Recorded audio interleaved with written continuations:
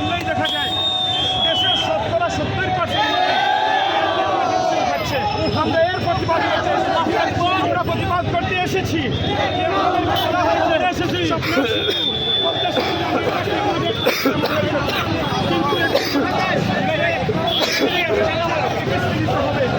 কিন্তু